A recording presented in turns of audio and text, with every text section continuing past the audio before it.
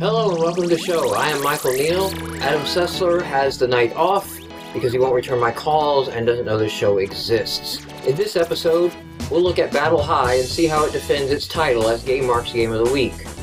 We'll take a look at Adventures of Rocketman and ask the question, is all you need the basics for a good platformer?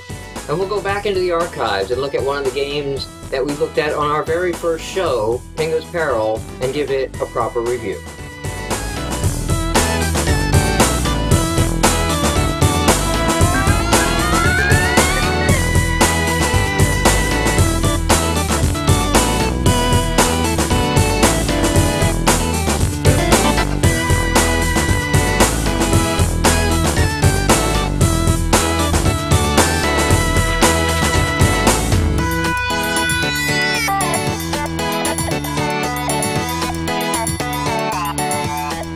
Welcome everyone to the show. Our first review up is Battle High San Bruno, which was GameMarx Game of the Week a few shows back. Dylan reviewed this one, so Dylan, break it down for us. This is a classic brawler, a lot like Street Fighter 2. If you like that style of game, you'll feel right at home with this one. The story follows 8 students at San Bruno, a special school for elementals, or humans with supernatural powers. The button patterns and effects of special moves in this game seem to be geared more towards advanced players, especially the super special moves that can be used once the fighter's meter is full. However, game balance may be a little bit lacking for those in the intermediate to advanced category. Jump attacks, dash combos, and throws all seem to be a little bit overpowered. Or at least the AI, even on the highest difficulty setting, doesn't really compensate for them. My final verdict on this is a buy. Casual players, especially ones who remember games like Street Fighter fondly, will have a lot of fun here, and even more advanced players can use this in between major releases. Battle High San Bruno is a buy from Dylan. The review is up on the site. I played for this week Adventures of Rocketman, which is by all intents and purposes a standard platformer. You jump from platform to platform, you jump on top of creatures, you can dodge dragons that look like bullet bills, you can collect coins, and you can get a power-up that allows you to shoot fire. It's not a flower, it's an apple in this case. Going through the game, the levels varied in graphic style and every level had a theme, so it progressed through and I didn't feel repetitive in the levels, but overall the game was short and never was challenging. I think this game would be good for someone who isn't looking for a hard as fun platformer, who wants to kind of lay back and play a 30-minute distraction, or this game would be good for younger audiences. My final verdict for Adventures of Rocketman is a try. Hardcore gamers are going to find nothing to like here, but those looking for a little bit easier of a time might find themselves enjoying 30 minutes or so of this game. You can find the review for Adventures of Rocketman up on GameMarx.com. Next review we have is Pinga's Peril, a puzzle game from the first episode of GameMarx. And Cicely, you reviewed this one. I finally decided to go back and give this game a proper review.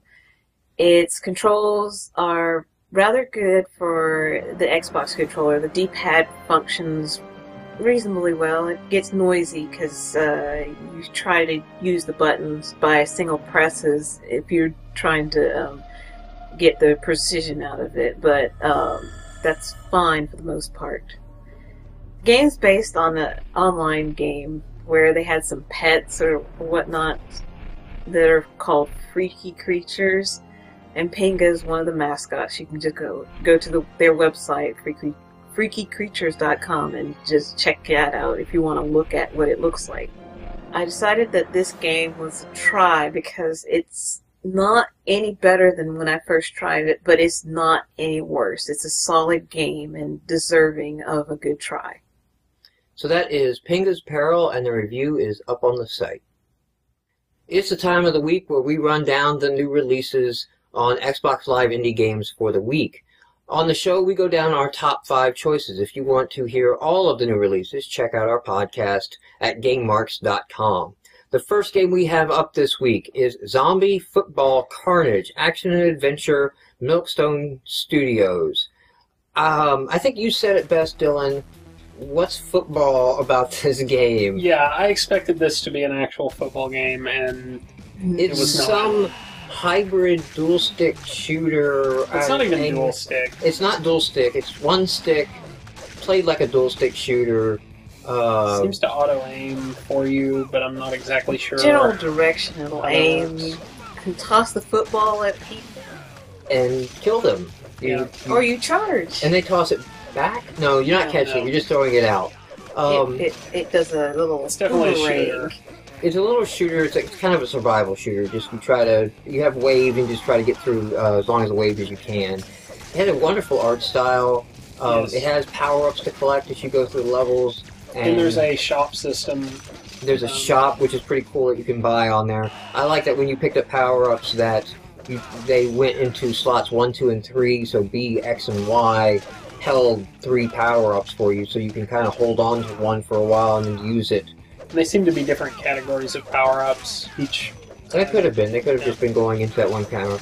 I did get a few moments where there was some lag or slowdown, almost like it got caught by a garbage collection.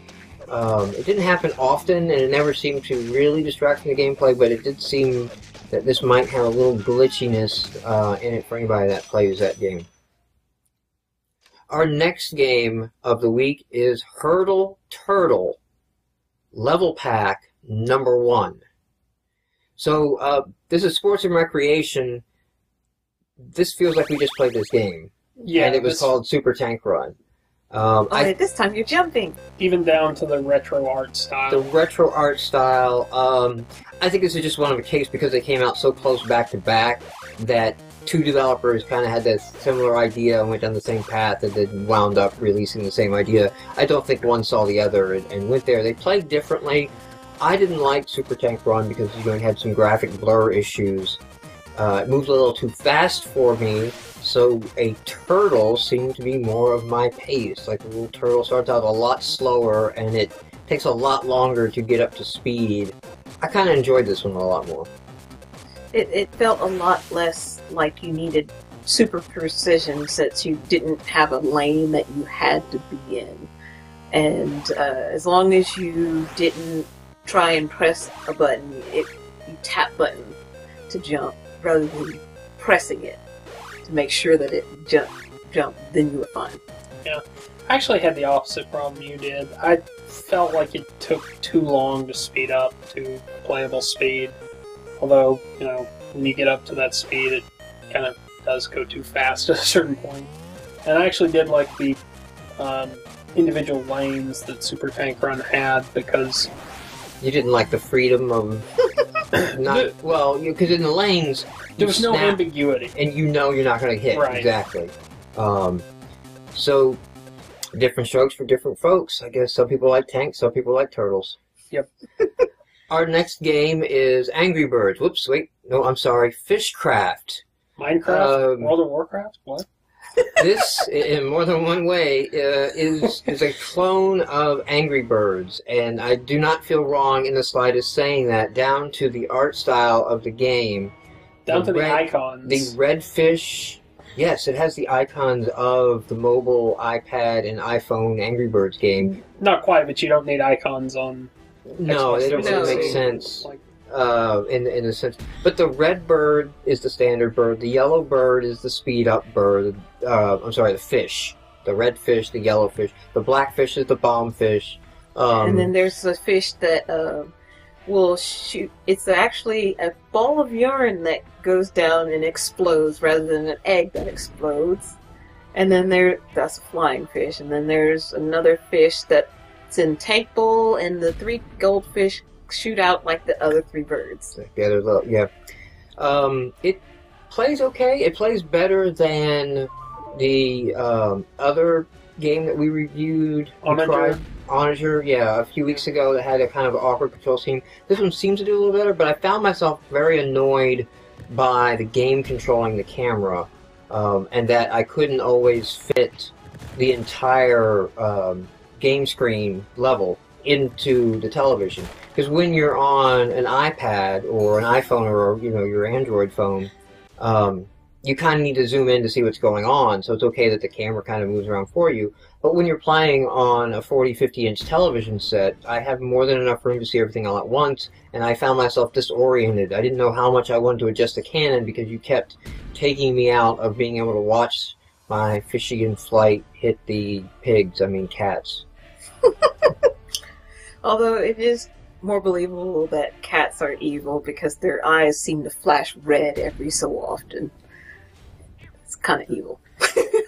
I didn't quite like the feel of the physics. I haven't played much Angry Birds, but it seemed like you could hit a cat and the cat should be dead, but it wasn't. The physics of Fishcraft is actually much looser than the physics of Angry Birds. The Angry Birds world has the structures are a little bit more sturdy. You wouldn't have, like, you had crazy things where a piece of wood would fly straight up in the air in Fishcraft. I think they took a too literal physics approach to what's going on and didn't properly weight or account for gravity or something. It feels a little off in that respect. That's actually going further from what you expect to happen. You actually have to hit pigs a little bit harder in Angry Birds than this. So,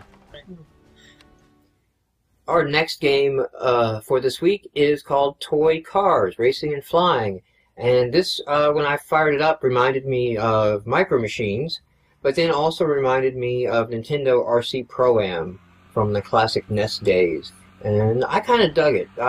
We discussed a little bit before the show on the controls. The controls mimicked the RC Pro-Am controls, where you're relative to the car, not relative to you looking at the screen. So if your car's going down, your controls are inverted. I didn't have any problems with that. But you said... Once I figured it out, I was fine with it. It just took a second. Like, wait, no, I wanted the car to... Oh, okay. Yeah, it took me a little bit of time to figure out what the controls were and to get comfortable with them. The real problem I ended up having with this game was the first couple of races I just kept falling behind. There was no way to get ahead easily, and that was because they start you out with a really slow car. So, and it doesn't rubber band at all. Yeah. Once you get comfortable with it and realize that, you don't have to go in there and play Demolition Derby.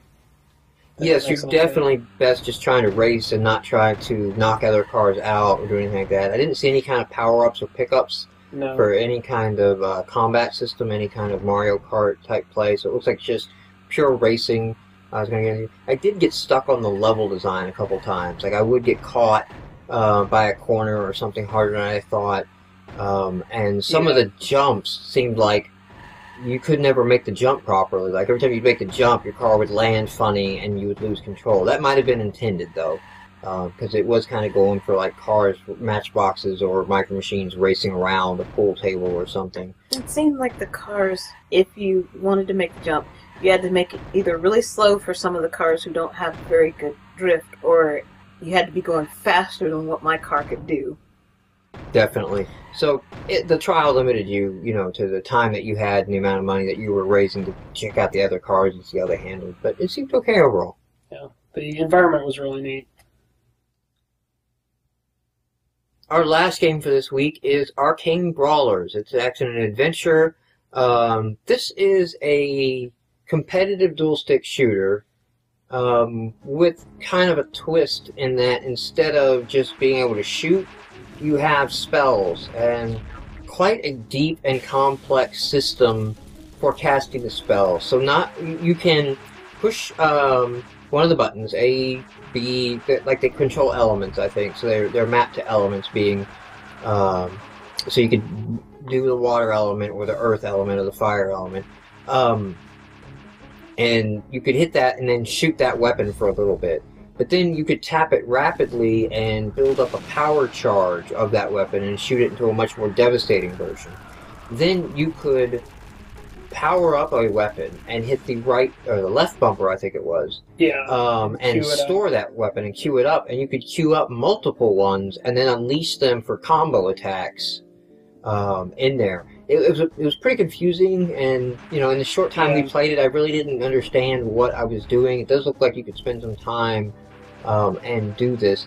I think I'm let down on this game. I didn't see a multiplayer mode. Did you see an online? Online? No, I don't think there was one.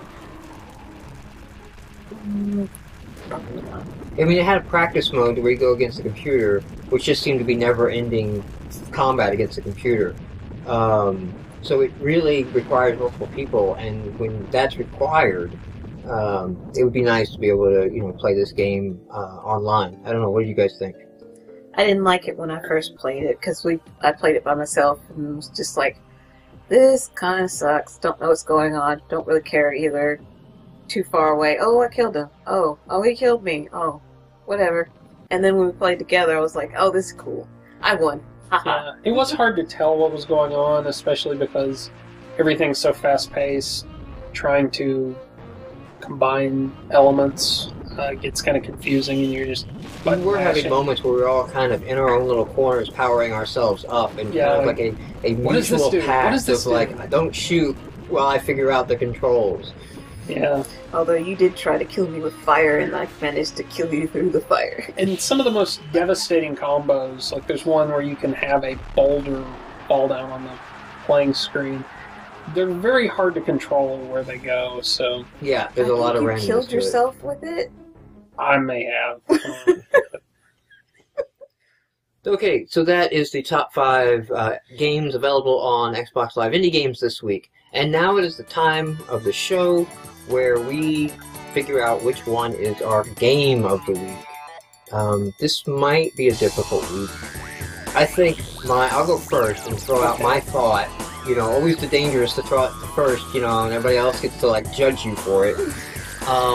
My game of the week is the Zombie Football Carnage. I felt, the slowdown issue aside, the best polish of the bunch, and looks like that had a lot more fun to it than the other games. Yeah, I was going to go the same way you were going to. It's very polished, very nice looking, and looks like there's a lot of replay value in the shop system. I liked it. I stank at it completely, just utter bomb at it. I actually did a lot better with Fishcraft because I played a lot of Angry Birds too. But I do think it's the best of the bunch. Alright, so GameMarx Game of the Week goes to Zombie Football Carnage. Congratulations to Milkstone Studios SL. I don't know what you do when you're Game of the Week. I've never been Game of the Week. Everybody else who would like to join us for discussion on Xbox Live, indie games, news, other reviews we may have done, other games we may have been playing, all the games that came out this week, please jump over and check out our podcast at GameMarx.com. And if you're watching this on the website, jump around and check out some of our past episodes, or you can see some of our trials and video reviews we've done on some other games. Thank you everyone for watching the show.